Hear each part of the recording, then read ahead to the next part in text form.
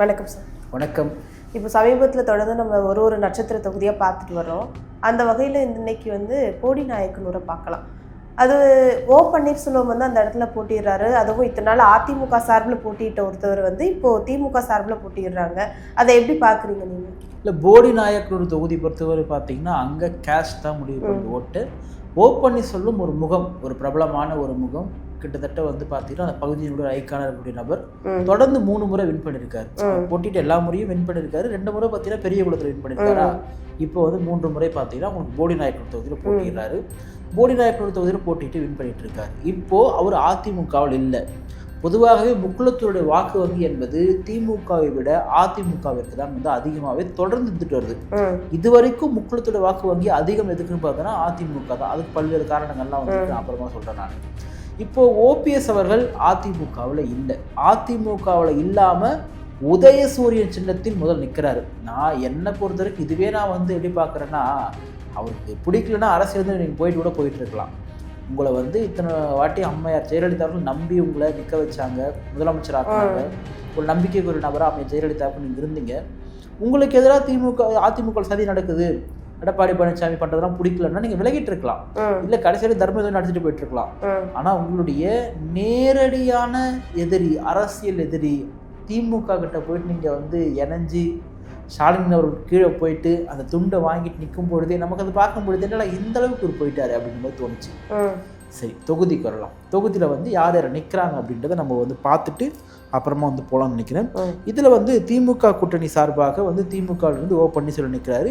ஏடிஎம்கே நாராயணசாமி எடுத்து வைக்கிறாங்க. அவங்க பார்த்தீங்கன்னா ஒரு ஒன்றிய செயலாளர் தான். அவர் ரொம்ப நீண்ட நாள் கட்சியினுடைய விசுவாசியாக இருந்த ஒருத்தர். நாம் தமிழ் கட்சியிலேருந்து கலையரசு நிற்கிறாங்க. தமிழக வெற்றி கழகத்தில் பிரகாஷ் நிற்கிறாங்க. இப்போ நேரடியான போட்டி என்பது அது திமுகவுக்கும் அதிமுகவும் தான் அங்கே இருக்க போகுது. நான் தான் சொன்னேன் இல்லையா, களம் என்பது காஷ் தான் முக்கியத்துவம் பட்டு நிற்க வைக்குது. முக்குளத்துடைய வாக்கு என்பது அங்கே அதிகமாக தான் இருக்குது. ஸோ அந்த இடத்துல உங்களுக்கு கிட்டத்தட்ட 35-40 விழுக்காடு வரைக்கும் பார்த்தீங்கன்னா முக்குளத்தோர்கள் அதிகமாக இருக்காங்க. அதே போல் பட்டியல் சமுதாயத்தை சார்ந்தவங்க பார்த்தீங்கன்னா 18-22 விழுக்காடு கிட்ட இருக்கிறாங்க. இது மட்டும் இல்லாமல் நாடார்கள் அவங்க ஒரு 12 விழுக்காடு இருக்க வாய்ப்பு இருக்குது.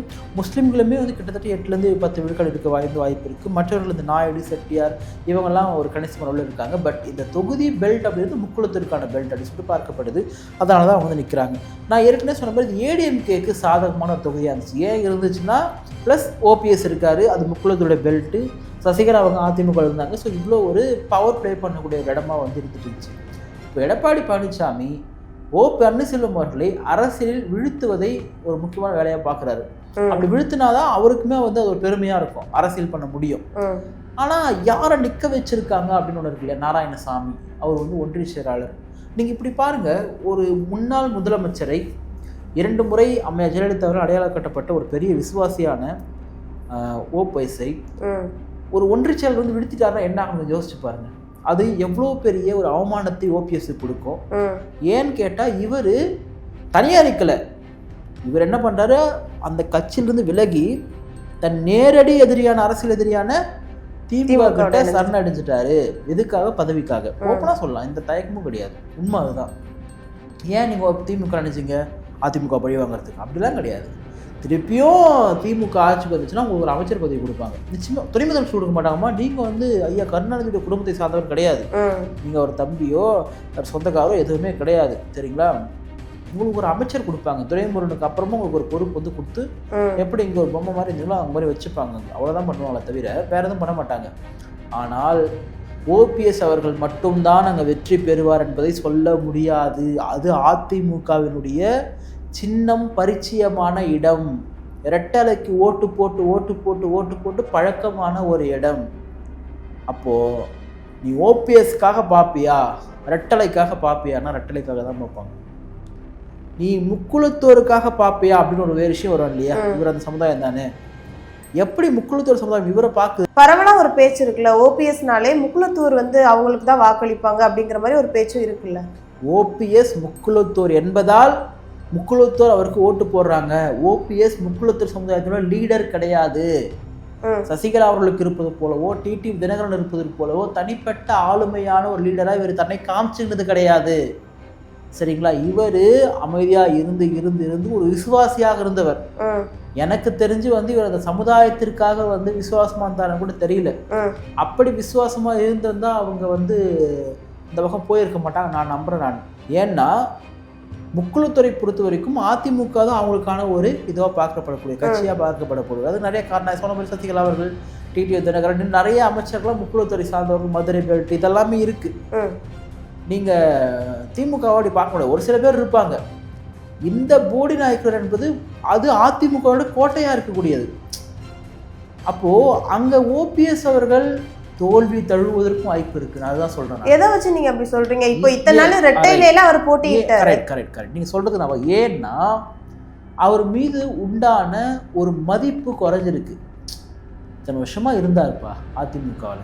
உங்களுக்கு உண்மையாவே அநீதி இழக்கப்பட்டுச்சு, உண்மையாகவே உங்களை வந்து துரோகின்னு சொல்லிட்டாங்க, நீங்க மிகப்பெரிய மனசுல பாதிப்பு ஏற்பட்டுச்சு, அதுக்காக வந்து எதிரி கூட போய் சேருவியா?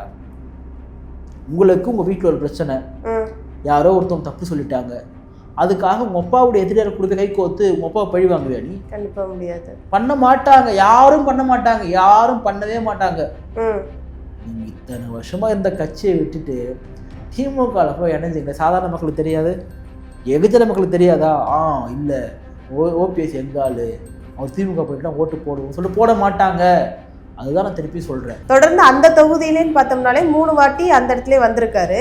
அப்படின்னு பார்க்கும்போது அந்த ஊருக்கு பண்ண வேண்டிய நல்லது அவர் பண்ணியிருந்தாருன்னா கண்டிப்பா அவருக்குன்னு போட்டிருப்பாங்க இல்லையா? ஏன் ஓட்டு போட்டாங்கன்னா அவர் அதிமுக இருக்காரு, அவர் முக்குளத்தரா இருக்காரு. அவங்க வந்து சசிகலா அவர்கள், ஜெயலலிதா அவர்கள் இவங்களுடைய ஆசி பெற்ற நபரா இருக்காரு. இதெல்லாம் சேர்ந்துதான் அங்க வேலை செய்யுது. ஓபிஎஸ்க்கு தனிப்பட்ட வாக்கு என்பது வெற்றி வாய்ப்பை தீர்மானிக்கக்கூடிய வாக்கு கிடையாது. அதுதான் சொல்றேன், ஓபிஎஸ்க்கு தனிப்பட்ட வெற்றி வாய்ப்பை தீர்மானிக்கக்கூடிய வாக்கு இல்லையே. அது இருந்திருந்தா நீங்க இந்த கேள்வி நீங்க கேட்க தேவையில்லை. தனிப்பட்ட வாக்கு என்பது இல்லை. பாராளுமன்ற தேர்தல் ராமநாதபுரத்தில் 2024 போட்டிடுறாரு, பலாப்பழச்சத்தில் சுயேட்சையா நிற்கிறாரு. அவர் வந்து வாங்கின பர்சன்டேஜ் பார்த்தீங்கன்னா 30 விழுக்காடு. ஓகே, நல்ல விழுக்காடு, ரொம்ப குறைவான விழுக்காடுலாம் சொல்ல. ஆனால் யார் அவர் எதிர்த்து நின்று வெற்றி பெறாங்கன்னா நவாஸ்கனி சுமார் 5 லட்சம் வாக்குகள் வித்தியாசத்தில் வந்து வெற்றி பெறாரு. அப்போ நீங்கள் பாருங்கள், நீங்கள் ஓபிஎஸ் என்ற ஒரு தனிநபருக்கான செல்வாக்கு மட்டுமே இருந்து எப்படி வெற்றி, அப்படி இல்லை, அப்படி இருந்திருந்தால் இந்த தோல்வி வந்திருக்காது இல்லையா? ஏன் நீங்கள் சுயேட்சை நின்னீங்க? நீங்கள் ஒரு கேள்வி வருதா, ஏன் சுயேட்சை நீங்கள் பாஜக சின்னத்தில் நிற்கிற தாமரை வந்து நிற்கிறது? நீங்கள் தான் வந்து தாமரை சின்னத்தினுடைய ஆசி பெற்றவராச்சு, உங்க 2 பேரையும் கையை இணைச்சி வச்சதுக்கெல்லாம் பாஜக பெரிய பங்கு இருக்கு இல்லையா? அப்போ நான் என்ன சொல்றேன்னா, ஓபிஎஸ்க்கு என்று தனிப்பட்ட செல்வாக்கு இல்லை அப்படின்றத புரிஞ்சுக்கணும். அப்போ மக்கள் பார்ப்பாங்க, எதுக்கு ஒரு ஓட்டு போட்டு இருக்குது, நம்பால் அவருமே அதே சமுதாயம், முக்குளத்தூர் சமுதாயம் தான் அவர் நிற்கக்கூடியவரும். அதனால நம்ம அவருக்கு வந்து ஓட்டு போட்டுடலாம், அதிமுக ஓட்டு போட்ட மாதிரி அடிச்சுட்டு அவர் ஓட்டு போட வாய்ப்பு இருக்கு. மேபி பெரிய டஃப் கொடுக்கலாம். ஓபிஎஸ் ஜெயிச்சாலுமே பெரிய அளவிலான வெற்றி வாய்ப்போடு ஜெயிக்க மாட்டாரு அப்படின்னு தான் நான் வந்து சொல்லக்கூடிய. பெரிய அளவிலான வெற்றி வாய்ப்பு இருக்கவே இருக்காது அவருக்கு. ஜெயிக்கலாம், வெற்றி பெற தோற்றும் போகலாம், அதுதான் நான் சொல்றேன். நான் வெற்றி பெற வாய்ப்பு இருக்கு, தோற்றே போகலான்னு சொல்றேன் இல்லையா? உங்களுக்கு நான் இன்னொரு விஷயமும் சொல்றேன். இப்போ அந்த இடத்துல வந்து அதிமுக சார்பாக இவர்தான் இருக்காரு. 2வது இடம் திமுக தங்க தமிழ்ச்சல் வந்து அவரும் அதே சமுதாயம் தான். இதுல நாம் தமிழர் இருக்காங்க இல்லையா, அவங்க வந்து பார்த்தீங்கன்னா போன முறை 11,000 வாக்குகள் வந்து பெற்றிருக்காங்க. அதே மாதிரி அமமுக பார்த்தீங்கன்னா 5,000 சில்லற வாக்கு வந்து பெற்றாங்க. இன்னைக்கு அவங்க உள்ள வந்து இருக்கிறாங்க. மக்கள் நீதி மையம் வாங்கினது 4,000 ஓட்டு, அவங்களுமே வந்து உள்ள வந்து இருக்கிறாங்க. இதில் நோட்டாக்கே 1000 ஓட்டு கிட்ட போட்டிருக்காங்க, அதை விடுங்க நீங்கள். ஸோ அமமுக அதிமுக கூட இருக்கு. அப்போ இந்த கேஷ் ஓட் நீங்கள் பார்த்தீங்கன்னா அமமுகக்குமே இருக்குது, அவருமே வந்து அதே சமுதாயம் தான். அப்போ இது வந்து பார்ப்பாங்க. அப்போ உங்களுக்கு வந்து ஒரு ப்ராப்பரான கண்டிப்பாக ஜெயிச்சுவாருங்க, அவர் எக்ஸிஎம் அவர் அடிச்சு தூக்கிடுவாருங்க. அந்த இடத்துல ஓபிஎஸ் இல்லை அப்படின்றத நம்ம சொல்லக்கூடியது. ஸோ அது வந்து ஓபிஎஸ் வெற்றி பெற்றாலுமே இழுபறி குறைந்த வாக்கு. நாராயணசாமி வெற்றி பெற்றால் அது ஓபிஎஸ்க்கு பெரிய அவமானத்தை வந்து ஏற்படுத்தும். எடப்பாடி பழனிசாமி கூட பெரிய வெற்றியாக அது பார்க்கப்படும்.